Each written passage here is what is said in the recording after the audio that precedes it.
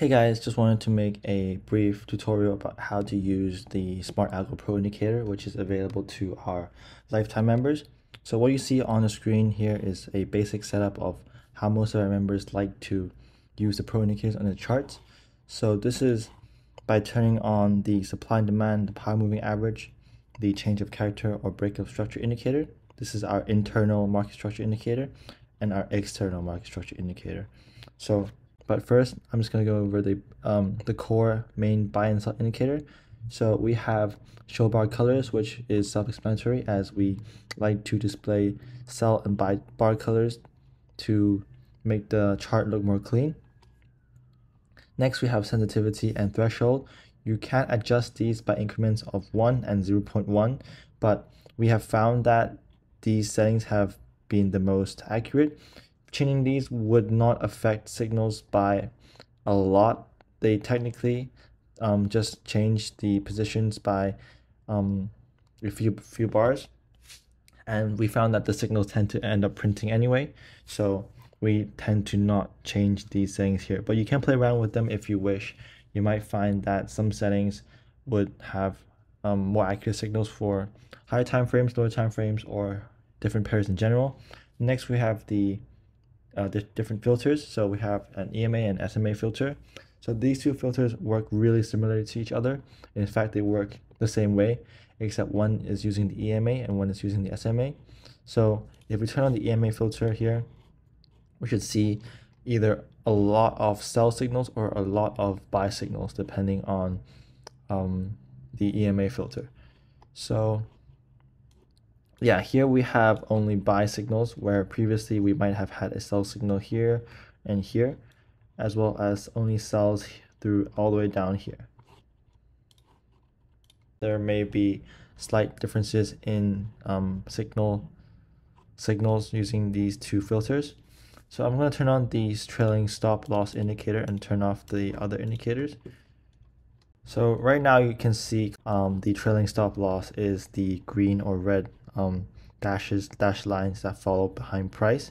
So the logic is that if you have a trailing stop loss strategy, that you would, let's say after trade hits 1-to-1 risk reward, you might decide to trail your stop loss along behind price. So this would mean that you would capture more profits before price could potentially reverse against your direction.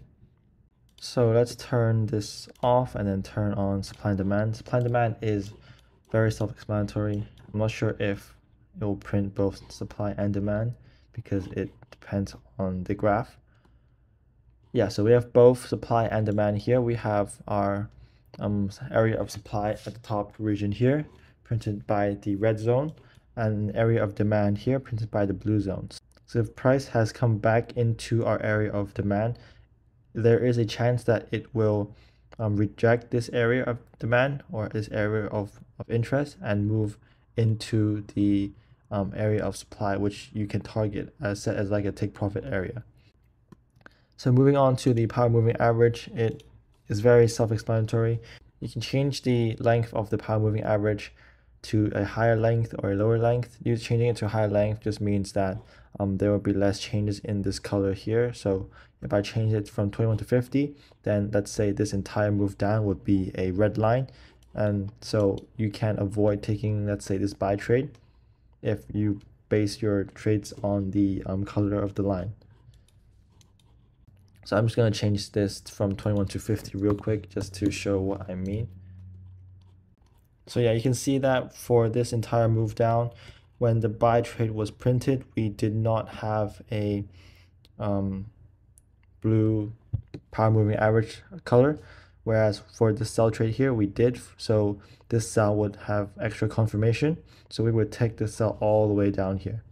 This would also help us avoid a loss here, as we have a sell printed here, but we have the blue power moving average line, so we would not take this trade. So next we have the change of character or breakup structure. This is our internal market structure indicator. So it's once again very self-explanatory. We have the internal change of characters and internal breakup structures. It's all labeled using the separated by the colors. And then we have the external market structure indicator. This indicator focuses on the higher high, higher lows, and if price breaks a a pivot point. So if it breaks the higher high or the lower low, then we would have a breakup structure, and likewise in the opposite direction we would have a change of character. So we have put these higher highs and higher low lows, or lower highs and high highs, to make the market structure more obvious for traders, as knowing the pivot points and market structure is very key to trend trading or trading in general. So I'm going to go into detail a bit more about our take profits. So we have the traditional take profit. So if I turn it on and use the traditional method, you can see that we have the traditional entry, stop loss, and TP1, 2, and 3 lines. So if we just let price play out, you can wait until price hits our take profit lines.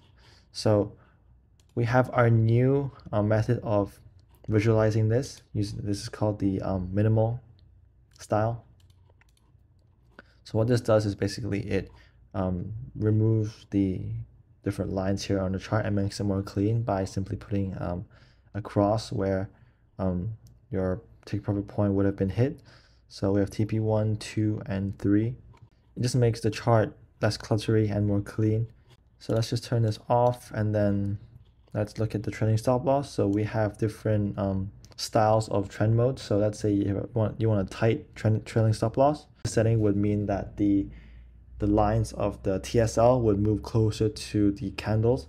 Or if you want to have a looser trailing stop loss, then you can select loose, and this would move further away behind the price for the trailing stop loss, which means that it would take a greater or bigger move to the opposite direction to take you out of the trade. So if I turn on the supply and demand and turn on the zigzag, it's basically also our one of the market structure indicators. It just basically tells us, it just shows us visually what the lower high indicator does visually. So a lot of our members like to use the Heikin Ashi candlesticks compared to the regular Japanese candlesticks. So I'm just going to switch over to the Heikin Ashi right now and show you guys the difference in the signal generation. So what Heikin Ashi does is it calculates the average of the candles. So the price that it prints would not directly reflect the real-time price that your broker would show. But overall, it cleans out most of the market noise. As you can see, we have a cleaner downtrend versus the jagged, clunkier downtrend, as well as that the signals tend to be more accurate. But once again, you should trade with caution when using the Heikin Ashi, as the prices do not reflect real-time prices. So yeah guys, this indicator is available to our lifetime members, and if you guys have any questions, please raise a ticket in our Discord channel or in the comment section below. And yeah, happy trading.